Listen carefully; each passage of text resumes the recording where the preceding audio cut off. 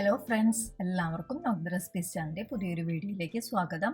ഇന്ന് ഞാൻ എത്തിയിരിക്കുന്നത് ഒരു ബ്രേക്ക്ഫാസ്റ്റ് റെസിപ്പിയുമായിട്ടാണ്. വളരെ എളുപ്പത്തിൽ തയ്യാറാക്കാവുന്ന ഒരു ഹെൽത്തി പുട്ട് റെസിപ്പിയാണ് ഇന്നത്തേത്. പാലക്കാടൻ മട്ടരിയും റാഗിയും വെച്ചുണ്ടാക്കാവുന്ന ഒരു ഹെൽത്തി പുട്ടാണ് ഇന്നത്തെ സ്പെഷ്യൽ. അപ്പോൾ എല്ലാ വീഡിയോയിലും പറയുന്ന പോലെ തന്നെ നമ്മുടെ ചാനൽ ആദ്യമായി കാണുന്നവരാരെങ്കിലും ഉണ്ടെങ്കിൽ സബ്സ്ക്രൈബ് ചെയ്ത് സപ്പോർട്ട് ചെയ്യാനും ഒപ്പം വീഡിയോ ഇഷ്ടമായെങ്കിൽ ലൈക്ക് ചെയ്യാനും ആദ്യം തന്നെ ഓർമ്മിപ്പിക്കട്ടെ.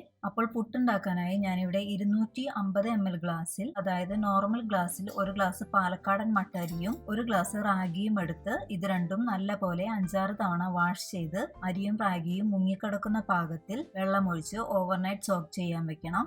ഇങ്ങനെ സോക്ക് ചെയ്യാൻ വെച്ച അരിയും റാഗിയുമാണിത്. ഞാനിത് ഒന്നുകൂടി കഴുകി വൃത്തിയാക്കി എടുക്കുന്നുണ്ട്. കണ്ടില്ലേ, ഇത് നല്ല പോലെ കുതിർന്ന് കിട്ടിയിട്ടുണ്ട്. ഞാൻ എപ്പോഴും പുട്ടുണ്ടാക്കുമ്പോൾ 2 ചുള ചുവന്നുള്ളിയും 1 ടീസ്പൂൺ ചെറിയ ജീരകവും കൂടി ചേർത്ത് കൊടുക്കാറുണ്ട്. ഇങ്ങനെ ചേർത്ത് കൊടുക്കുമ്പോൾ നമ്മുടെ പുട്ടിന് നല്ലൊരു രുചിയും മണവും കിട്ടുമെന്ന് മാത്രമല്ല, നല്ല ജീരകമൊക്കെ ചേർക്കുന്നത് അസിഡിറ്റി ഇല്ലാതിരിക്കാനും നല്ലതാണ്. ആദ്യം ഒരു മിക്സിയുടെ ജാറിലേക്ക് കഴുകി വെച്ചിരിക്കുന്ന ചെറിയ ഉള്ളിയും നല്ല ജീരകവും 1 ടീസ്പൂൺ ഉപ്പും 2 ടേബിൾ സ്പൂൺ നാളികേരവും പിന്നെ നമ്മൾ ഈ കുതിർത്ത് വെച്ചിരിക്കുന്ന റാഗിയും അരിയും കൂടി തരി പാകത്തിൽ പൊടിച്ചെടുക്കണം. ഇടയ്ക്കിടെ നിർത്തി അടിയിൽ കട്ട പിടിക്കുന്നതൊക്കെ ഒരു സ്പൂൺ വെച്ച് തിക്കിയെടുത്ത് വീണ്ടും അങ്ങനെ 2-3 വട്ടം നിർത്തി വേണം പുട്ടുംതരിയുടെ പാകത്തിന് പൊടിച്ചെടുക്കാനായിട്ട്. ആദ്യം ഞാനൊന്ന് പൊടിച്ചെടുത്തപ്പോൾ ഈ ഒരു പാകത്തിനാണ് കിട്ടിയത്. അപ്പോൾ വീണ്ടും ഒരു സ്പൂൺ വെച്ച് അടിയിൽ കട്ട പിടിച്ചിരിക്കുന്ന അരിയും റാഗിയും ഒക്കെ നല്ലപോലെ ഇതുപോലെ ഒന്ന് തിക്കി കൊടുത്ത് വീണ്ടും ഒന്ന് പൊടിച്ചെടുക്കുന്നുണ്ട്.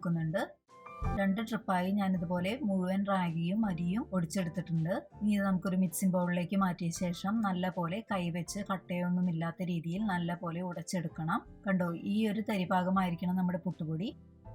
ഇനി നമുക്ക് പുട്ടുണ്ടാക്കാൻ തുടങ്ങാം. അതിനായി ഒരു പുട്ടും കുറ്റിയിലേക്ക് ആദ്യം കുറച്ച് നാളികേരം ഇട്ട് കൊടുത്ത് പിന്നെ നമ്മുടെ പുട്ടുപൊടി അതിലേക്ക് നിറച്ച് കൊടുത്ത ശേഷം വീണ്ടും കുറച്ച് നാളികേരം മുകളിലേക്ക് ഇട്ട് കൊടുത്ത് ആവി കയറ്റിയെടുക്കാം. എല്ലാവർക്കും അറിയാവുന്ന പോലെ പുട്ടൊക്കെ വേഗം തന്നെ വേവിച്ചെടുക്കാവുന്നതാണ്. ഒരു 5 മിനിറ്റൊക്കെ ധാരാളം മതി പുട്ട് വെന്ത് കിട്ടാൻ. ഇനി അടുത്തത് ഞാൻ ചിരട്ടപ്പുട്ടാണ് ഉണ്ടാക്കാൻ പോകുന്നത്. ചിരട്ടപ്പുട്ട് ഉണ്ടാക്കാനായി ഇതുപോലെ തന്നെ ചിരട്ടപ്പുട്ടിന്റെ മോൾഡിലേക്ക് ആദ്യം കുറച്ച് നാളികേരം ഇട്ട് ഇതിന് മീതെ പുട്ടുപൊടി ഇട്ട് കൊടുത്ത് മുകളിൽ കുറച്ചുകൂടി നാളികേരം ഇട്ട് ആവി കയറ്റിയെടുക്കാം. കുക്കറിന്റെ വെയിറ്റ് മാറ്റി വെച്ച് അതിൽ ചിരട്ട മോൾഡ് വെച്ചാണ് ഞാനിത് വേവിച്ചെടുക്കുന്നത്.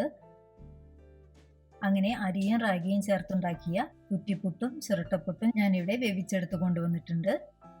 മട്ടരി മാത്രം വെച്ചും ഞാനിതുപോലെ പുട്ടുണ്ടാക്കാറുണ്ട്. അതിന്റെ വീഡിയോയും മുളപ്പിച്ച റാഗിയും ചെറുപയറും വെച്ചുണ്ടാക്കുന്ന ഊത്തപ്പത്തിന്റെയും ദോശയുടെയും വീഡിയോയും ഞാൻ നമ്മുടെ ചാനലിൽ പോസ്റ്റ് ചെയ്തിട്ടുണ്ട്. കാണാത്തവരുണ്ടെങ്കിൽ കണ്ടു നോക്കിയ അഭിപ്രായങ്ങളൊക്കെ കമന്റ് ചെയ്യണം കേട്ടോ. മട്ടരിയുടെ കൂടെ റാഗി കൂടി ചേർത്ത് കൊടുക്കുമ്പോൾ കുറച്ചുകൂടി ഹെൽത്തി ആകും നമ്മുടെ ഈ പുട്ട്.